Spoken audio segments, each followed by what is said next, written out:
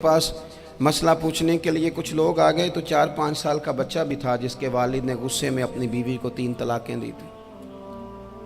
तो छोटा सा बच्चा, कपड़े भी फटे पुराने, और हालत बता रही थी कि गरीबी है। तो जब मैंने मसला बताया कि 3 तलाकें हो गई हैं तो वापस जाने लगे, तो बच्चा मुझसे कहता है, देहाती आदमी तो कहने लगा, मौलवी साहब मेरी अम्मा ते नानी कहनी असन पूछ के आई आप कि हुण असीं लहदा ही रहना है। तो उस बच्चे की नौनिहाल की वो कैफियत देखी तो मैं रो पड़ा। मैंने कहा यार ये बच्चा बेचारा माँ बाप के होते हुए ये यतीमों जैसी ज़िंदगी गुजारेगा क्योंकि बाप ने तलाक दे दी। किस तरह मसाइल नहीं बताए लोगों को, तालीम से आगाही नहीं किया। और इसमें बहुत बड़ा जुल्म है उन लोगों का भी जो जनाजे पे खड़े होके तो कह देते हैं, मेरी तरह के लोग, अच्छे उलमा की बात नहीं करता, वो कह देते हैं देखो जिन लोगों को जनाजा नहीं आता, भैया आपने किस दिन इशा के बाद क्लास लगाई थी जनाजा सिखाने की? ये तो आपने कह दिया लोगों को कुरान जी ठीक नहीं आता। तो यहाँ तो बेचारी बीबियाँ जिनको सही पढ़ना नहीं आता वो मिशन बना लेती हैं कि मैंने इतने 100 को कुरान पाक पढ़ाना है, बेवा हो गई हूँ, तलाक याफ्ता हो गई हूँ, सारी ज़िंदगी कुरान पढ़ाऊँगी। हम क्यों ये मिशन नहीं बनाते, क्यों इस तरफ सफ़र नहीं करते? एक तो दीनी मालूमात में, दीनी उलूम में अपने आप को लगाएं और ज़ौक़ पैदा करें कि जो चीज़ें मुझे नहीं आती मैंने वो सीखनी है, जो मामलात मुझे नहीं आते मैंने उनकी तरफ सफ़र करना है। एक तो अपना ये मिजाज बनाएं। और जब आप दीनी उलूम सीखते हैं तो पता है कौन सा मंज़र कायम होता है? मंज़र वो बनता है कि हज़रत अबू हुरैरा भी दीन सीखा करते थे, हज़रत अब्दुल्ला इब्न उमर भी असहाबे सुफ़ा में रहा करते थे, हज़रत अनस बिन मालिक भी रहा करते थे। और ऐसा मंज़र बनता है कि हज़रत सैयदा खदीजतुल कुबरा रज़ी अल्लाह तआला अन्हा फरमाती हैं, सैयदा फ़ातिमा हुजूर की गोद में बैठी होती थी और नबी पाक से बातें पूछती थी और हुजूर उन्हें बता रहे होते थे। सैयदा आयशा हुजूर से दीन की बातें पूछती।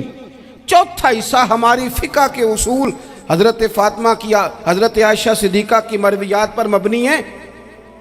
अगर हमारी बच्चियां छोड़ दें डाइजेस्ट पढ़ना, छोड़ दें इधर उधर की मूवी देखना और वो किताब व सुन्नत पर आ जाएं तो बहुत सारे मसाइल ऐसे हैं जो उलझने से पहले ही सुलझे हुए हों। दीनी तालीम का मिजाज और ज़ौक़। और दूसरी आयत करीमा मैंने तिलावत की, अल्लाह करीम ने कुरान मजीद में फरमाया, या अय्युहल्लज़ीना आमनू कू अनफुसकुम व अहलीकुम नारा, ऐ ईमान वालों खुद भी दोज़ख की आग से बचो और अपने घर वालों को भी बचाओ। ओ वालिद, वो माँ जो बच्चों को भूख से बचाने के लिए मेहनत करती है, उनको मायूसी से बहुत सारे माँ बाप ऐसे होते हैं जिनके पास कपड़े लेने के पैसे नहीं होते ईद पे। क्यों? अजान शुरू होगी जी, अजान सुने जी।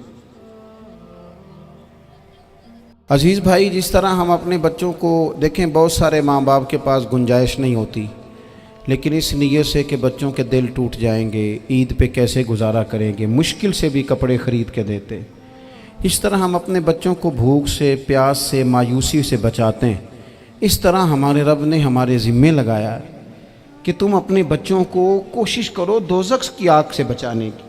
हज़रत उमर फ़ारूक रज़ी अल्लाह तआला अन्हु ने अर्ज़ किया था, या रसूल अल्लाह सल्लल्लाहु तआला अलैहि वसल्लम, इस आया करीमा का माना क्या है?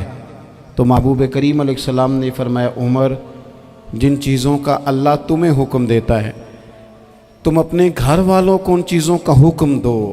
जिन चीज़ों से रब रसूल तुम्हें मना करते हैं अपने घर वालों को उनसे रोको। अपने घर के अंदर निफाज दीन करने की कोशिश करो। मेरे भाई, बहुत ज़्यादा आजमाइश है हमारे घरों में, बेचैनियाँ हैं, इज़्तिराब है, बच्चों में सख्ती है, बहन भाई एक दूसरे के साथ लड़ते हैं, मिजाजों में तलखी आ गई। क्यों भला?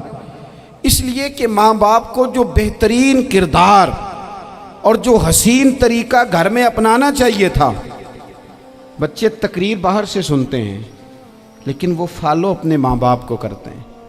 अगर माँ बाप में हौसला हो, सब्र हो, इत्मीनान हो, खुददारी हो, थोड़े पर गुजारा करने का मिजाज हो। देखें ना, आज डिप्रेशन है, टेंशन है, पैनिक्स अटैक्स हैं, बड़ी सारी चीज़ें आ गई हैं। क्यों भला? सब्र नहीं, तहम्मुल नहीं, बुर्दबारी नहीं। आजमाए। एक दिन एक बच्चा मेरे पास आ गया मदरसे का और आके वो रोने लगा। میرے گھر والے کہنے لگے کھانا چھوڑ دیں پہلے اس کی بات سن لے. میں نے کہا پتر کیا ہوا, کسی نے مارا ہے کسی استاد نے؟ کہنے لگے نہیں حضرت, گھر فون کیا تھا تو میری اماں اور ابا کی لڑائی ہو رہی ہے. بچہ کانپ رہا ہے, ٹانگیں کانپ رہی ہیں. میں نے کہا کیا ہو کیا گیا تمہیں پتر, لڑائی ہو رہی ہے تو گھروں میں ہو ہی جاتی ہے. کہنے لگے نہیں آپ کو پتہ نہیں وہ بڑا سخت لڑتے ہیں. میرے والد جب میری والدہ کو مارنے کے لیے آگے بڑھتے ہیں تو ہم سارے چار پنجوں کے نیچے چھپ جاتے ہیں, ہمیں خوف آتا ہے, وہ منظر خطرناک ہوتا ہے. یہ کون تکلیف دے رہا ہے اپنے بچوں کو؟ یہاں بیٹھے ہمارے ہاں میلوں دور رہتے تھے اس کے گھر والے, تو وہ تکلیف میں تھا, تو گھر میں کیا کیفیت ہوگی؟ اگر حوصلہ ہو, صبر ہو, قناعت ہو, اللہ کے دیے ہوئے تھوڑے رزق پر ہمیں راضی رہنا آتا ہو, ہمارے گھروں میں سکون آئے, اطمینان آئے, ہم جو زندگی بڑی خوشی خوشی گزار سکتے ہیں. ہمارے مزاجوں کا لالچ, ہماری طبیعتوں کی بے راہ روی, ہماری جھوٹی انا کا بت, ان ساری چیزوں کو ختم کر دیتا ہے. اپنی زندگی کے اندر اگر ہم وہ کردار اپنے بچوں کو دیں جس کردار میں موبائل بھی ہو, جس میں گاڑی بھی ہو, جس میں پیسے بھی لا کے ابا دراز میں رکھتا ہو, لیکن والد کا گھر میں مصلی بھی موجود ہو, اس کی کوئی تسبیح بھی ہو, وہ یہ بھی کہتا ہو کہ خدا نے اپنے فضل سے آج 5,000 دیا ہے تو اس میں 1,000 غریبوں کا بھی ہے, اس میں تھوڑا سا میں نے اللہ کی رضا کے لیے بھی رکھا ہے.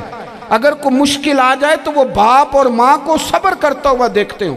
اگر ایک باپ کر بات کرے تو دوسرا برداشت کرتا ہو. خدا را اپنی اولادوں کو اس اذیت کا شکار نہ کرو. اپنے گھروں کے اندر وہ خودداری, وہ پیار, وہ وقار, وہ محبت, وہ انداز.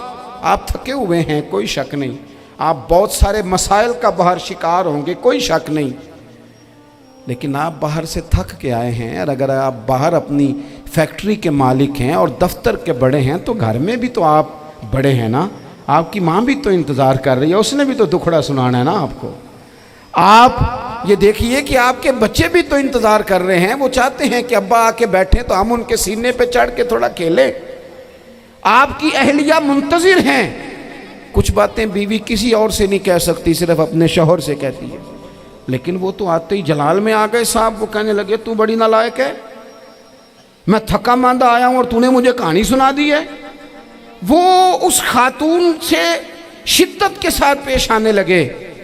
میرے رسول پاک کی حیات نور کو دیکھو, حضرت ام ایمن حضور کی رضائی والدہ ہیں, ان کی بھی خدمت ہو رہی ہے. حضرت حلیمہ سعدیہ آ رہی ہیں تو خدمت ہو رہی ہے. حضرت عباس حضور کے چچا ہیں تو کریم فرماتے ہیں میرے چچا ہیں باپ کی جگہ پہ. حضور دوست احباب صحابہ غلاموں سب کے ساتھ پیار کر رہے ہیں. 9 ازواج مطہرات ہیں گھر کے اندر, اور کیفیت یہ ہے کہ حضور صرف ان کی ضرورتوں کا ہی خیال نہیں کرتے, خواہشات کا ہی خیال نہیں کرتے, بلکہ میرے کریم کا طریقہ یہ ہے کہ کوئی بندہ آج بول کیا رہا ہے, وہ کہاں کھڑا ہے آج, اس کے جملے کس طرح کے ہیں, اس کا لہجہ کس طرح کا ہو گیا ہے اور اسے ٹھیک کیسے کرنا ہے. محبوب اس کا خیال فرماتے, توجہ کرتے. میں کہتا ہوں کہ ہم سب کو شوق آیا ہے آرام کرنے کا. میں صبح 11 بجے سے پہلے اپنے گھر سے نکل آیا تھا اور یہ وقت آ گیا ہے اور رات کو خدا جانے کس وقت گھر پہنچنا ہے. کئی دفعہ کیفیت یہ ہوتی ہے کہ گاڑی سے اترتے ہیں تو پھر دل کرتا ہے کہ کوئی اٹھا کے چلائے نہ کبھی. اس کے باوجود بہت سارے لوگ ناراض رہتے ہیں کہ ہم سے مل کے نہیں گئے, فوٹو نہیں کھنچوا کے گئے, فلانی جگہ چائے نہیں پی کے گئے.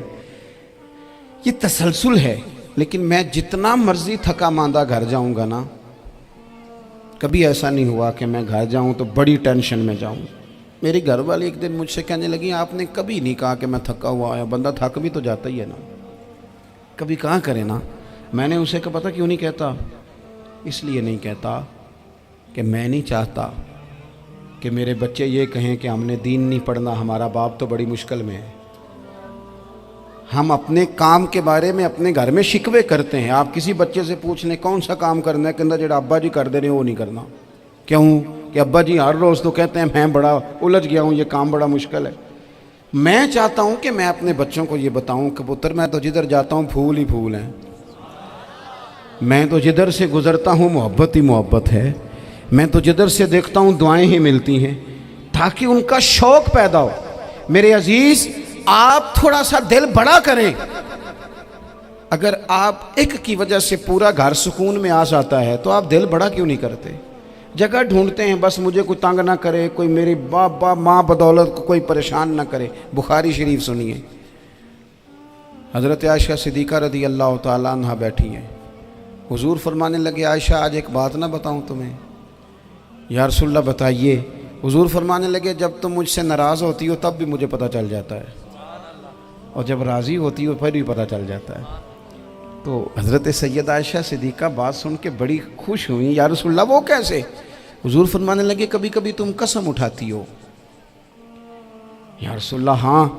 فرمایا جب ہوتی ہو نا راضی، خوش، تو پھر کہتی ہو مجھے رب محمد کی قسم صلی اللہ علیہ وسلم، پھر تم میرے نام کے ساتھ رب کریم کا نام ملا کے قسم اٹھاتی ہو، رب محمد کی قسم۔ یا رسول اللہ بالکل ایسے ہی ہے۔ اور فرمایا جب تمہارے دل میں کوئی بات ہوتی ہے نا تو پھر تم کہتی ہو مجھے رب ابراہیم علیہ السلام کی قسم، پھر تم رب محمد نہیں کہتی۔ یہ بخاری مسلم میں موجود ہے۔ حضرت عائشہ صدیقہ نے تو بات سنی تو کھل گئی طبیعت، کہنے لگی کریم صدقے جاؤں، یہاں تک خیال فرماتے ہو؟ کس کے جملے کہاں پہنچ گئے، یہاں تک خیال ہے؟ فرمایا مجھے پتہ چل جاتا ہے کہ تمہاری کیفیت کیا ہے، کہاں کھڑی ہو۔ او بھئی ہم تو اپنی ماں کا بھی خیال نہیں رکھتے۔